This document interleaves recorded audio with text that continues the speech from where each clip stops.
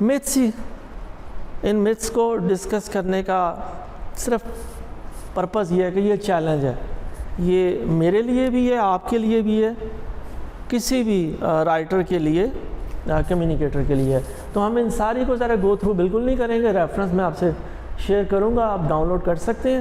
صرف ذکر کریں گے ہم کہ یہ ذرا عجیب سا لگتا ہے کہ آپ پڑھے لکھے بندے ہیں، آپ یونیورسٹی میں الحمدللہ پہنچ گئے ہیں، تو آپ سمجھتے ہیں یونیورسٹی میں جتنے لوگ ہیں سارے ہی اچھا لکھ سکتے ہیں، پڑھ سکتے ہیں. ہمارے ڈپارٹمنٹ میں یونیورسٹی کا طواف کرنے سے ہی آپ کو رائٹنگ آ جائے گی، آپ اچھے رائٹر بن جاؤ گے. ٹھیک ہے جی. یہاں لوگوں کو کاپی پیسٹ کر کے صرف امیٹیٹ کر کے ہی نا آپ گرو کر لو گے، ایسا ہوتا نہیں ہے. تو اسی لیے آپ صبح صبح یہاں میرے ساتھ موجود ہیں کہ اس کے لیے سر فزیکل ایفرٹ کرنی پڑتی ہے. ابھی میں بھی سادہ روٹی کھا کر آیا ہوں، ٹھیک ہے، سر آپ میں سے کہ لوگ پراٹھے دو کھا کے آئے ہوں.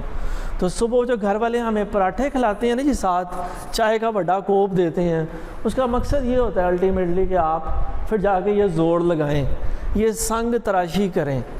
ٹھیک ہے جی. تب وہ، اور یہ بھی ذرا کوٹ پتہ نہیں کس بندے کا ہے، میرے لیے یہ امپورٹنٹ نہیں ہے کس نے کہا ہے، کیا کہا ہے وہ امپورٹنٹ ہے. تو ہم ایک کرافٹ کی بات کر رہے ہیں، ایک آرٹ کی بات کر رہے ہیں. ٹھیک ہے جی. تو اس کے لیے ظاہر ہے پھر ایفرٹ کرنا ضروری ہے. آگے سر ایک اور مجھے اچھی لگتی ہے کوٹیشن، تو وہ بھی میں آپ سے چلیں شیئر کر رہا ہوں. دین اگلی میتھ دیکھ لیتے ہیں جی، پہلا ڈرافٹ. کہ بی ایس انجینئرنگ کرتے ہوئے جو پہلا ڈرافٹ ہم لکھتے تھے نا، بلکہ چھاپتے تھے، وہ اپنی طرف سے بڑا سونا ہوتا تھا، اور وہی ہم جمع کراتے تھے، اور پھر اس پہ ہم سمجھتے تھے ہم نے بڑا زور لگایا، بڑی محنت کی ہے جی.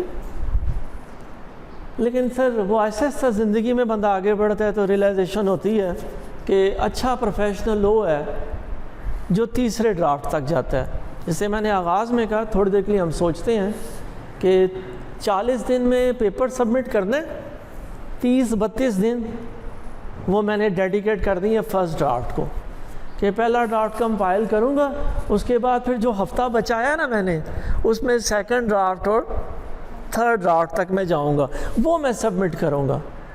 یعنی کہ الحمدللہ میں نے جو اپنا پہلا کانفرنس پیپر، میں ایچ ای سی کا بھی شکر گزار ہوں، اپنے سپروائزر کا بھی، اللہ غریق رحمت کرے. یہیں ڈاکٹر مسعود احمد ہوتے تھے یو ای ٹی میں، ہمارے بڑی موٹر سائیکلوں والے، تو پرانے لوگ جانتے ہیں ڈبل ای کے یہاں، تو وہ پوری یو ای ٹی میں مشہور تھے اپنی ہیوی بائکس کے لیے ہے جی. ان کے سر کو شوق تھا، میرے سپروائزر کو، استاد کو، موٹر سائیکلیں جمع کرنے کا، اور ایک وہ ناردرن ایریاز پہ بائک پہ جاتے تھے ہر سال ہیں جی. تو وہ میرے ساتھ تھے، تو ہم نے کوئی پیپر پبلش کیا، تو الحمدللہ ٹھیک ہے، وہ میری کریڈٹ پہ ہے، مجھے اچھا لگتا ہے، اس کو سائٹیشنز بھی ملتی ہیں، لیکن وہ مجھے بالکل چنگا ویسے نہیں لگتا کہ ہم نے کوئی ایفرٹ، لکھنے میں کوئی ایفرٹ نہیں کی. رزلٹس کچھ ہیں لیکن لکھنے میں کوئی ایفرٹ نہیں ہے.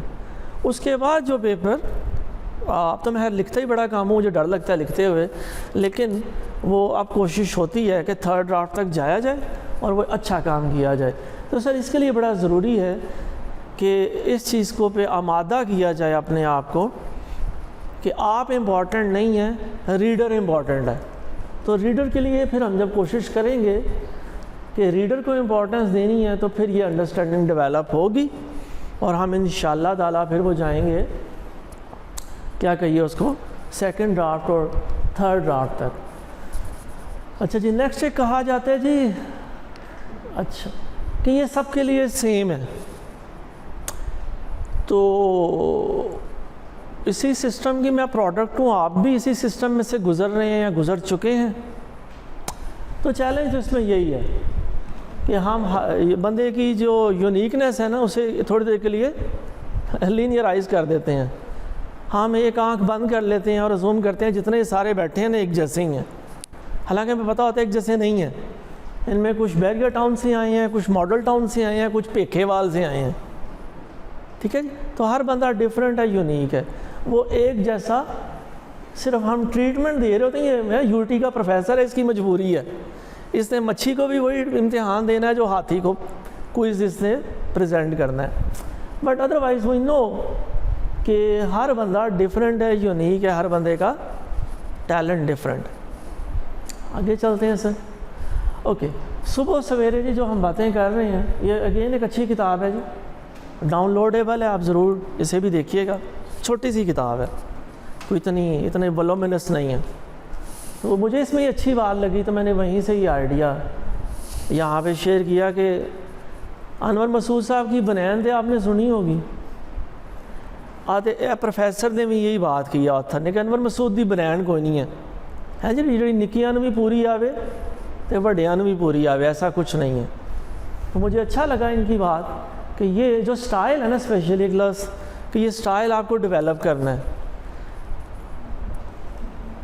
آپ کو بلکہ ایوالو کرنا ہے. ٹھیک ہے جی, آپ 18 سال کے ہو گئے یا 25 سال کے ہو گئے یونیورسٹی میں, تو جسمانی بلوغت کو تو پہنچ چکے ہیں.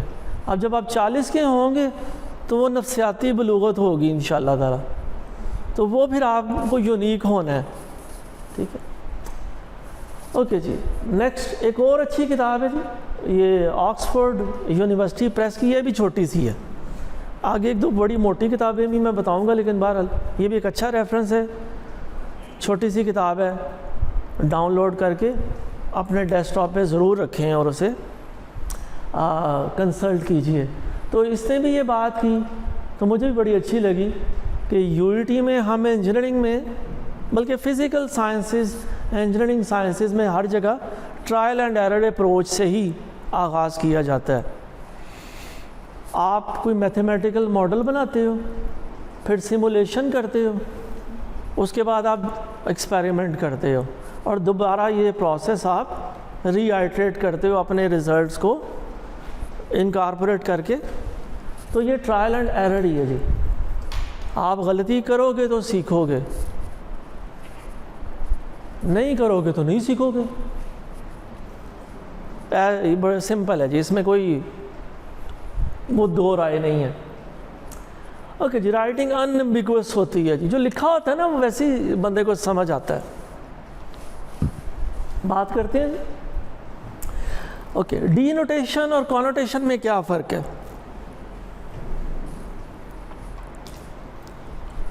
مونولاگ نہیں نہ ہونا چاہیے, یا صرف ون وے کمیونیکیشن, میں ہی بولی جا رہا.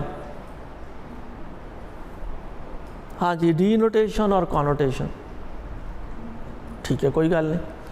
اوکے جی, ایک ہے ڈکشنری میننگ, یاد رکھنے کے لیے آج سے ہمیشہ سے ڈی فار ڈکشنری.